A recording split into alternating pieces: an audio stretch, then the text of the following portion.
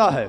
हिंदू हुसैन हुसैन करते दिखाई देते हैं, सिख हुसैन हुसैन करते दिखाई देते हैं, पादरी हुसैन हुसैन करते दिखाई देते हैं, यहूदी हुसैन हुसैन करते दिखाई देते हैं, मुसलमान हुसैन हुसैन करते दिखाई देते हैं, शिया हुसैन हुसैन करते दिखाई देते हैं, सुन्नी हुसैन हुसैन करते दिखाई देते हैं, हम्बली हुसैन हुसैन करते दिखाई देते हैं, शाफी हुसैन हुसैन करते दिखाई देते हैं, हनफी हुसैन हुसैन करते दिखाई देते हैं। तो पता चला कि हुसैन को मानने के लिए बंदे का मुसलमान होना जरूरी नहीं, इंसान होना जरूरी होता है।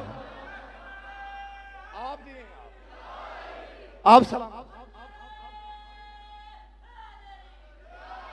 तो हुसैन को मानने के लिए मुसलमान होना जरूरी नहीं, इंसान होना जरूरी है।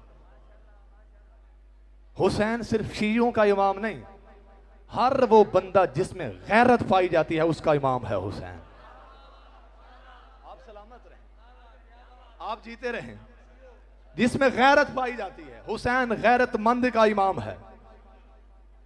गुरु नानक सिखों का गुरु था, हुसैन का जिक्र करवाया करता था।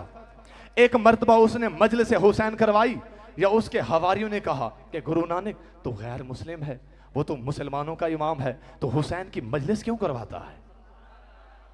अब पता है गुरु नानक ने क्या जवाब दिया? अपने ज़मीर की तरफ इशारा किया, कहा मेरा ज़मीर मुझे मजबूर करता है। कोई तो है जो सुनने वाला बैठा हुआ है, कहा मेरा ज़मीर मुझे मजबूर करता है। कहा मेरे सामने सब बैठ जाओ। वो सारे बैठ जाते हैं। एक को खड़ा किया और उससे पूछा, एक सवाल का जवाब दे, क्या तेरे घर में तेरी बेटी है? कहा हाँ मेरे घर में बेटी है।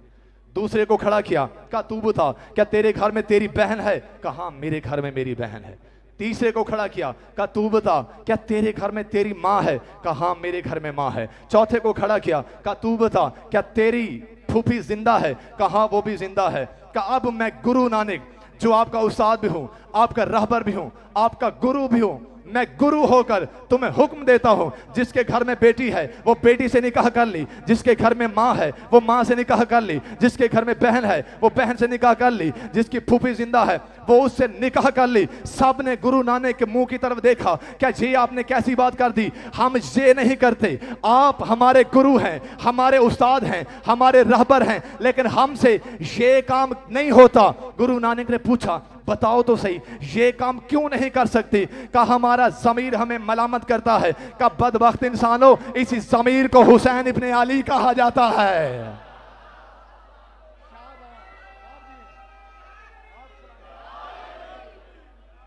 आप जीते रहे साहब, हुसैन की माफ सरा दी। बिस्मिल्लाह, सारे मिलके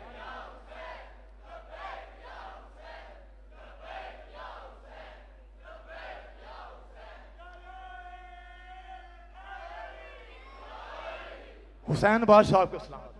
बड़ा मुतमईन होकर कुछ मैसेज ये जो दे रहा हूं, ये बड़ा कीमती मैसेज है।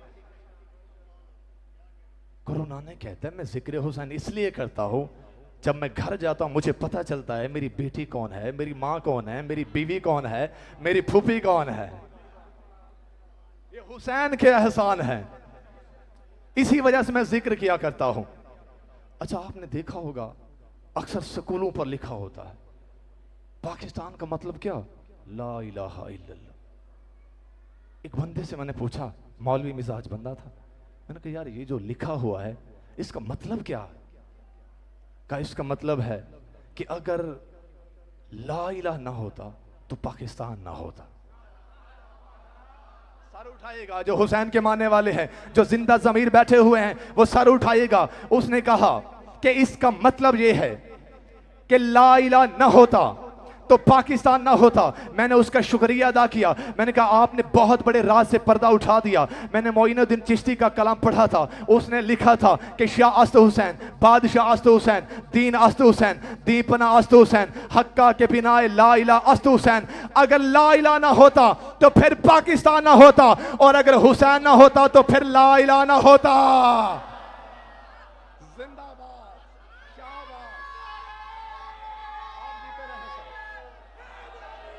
आप सलामत रहें, आप जीते रहें साहब।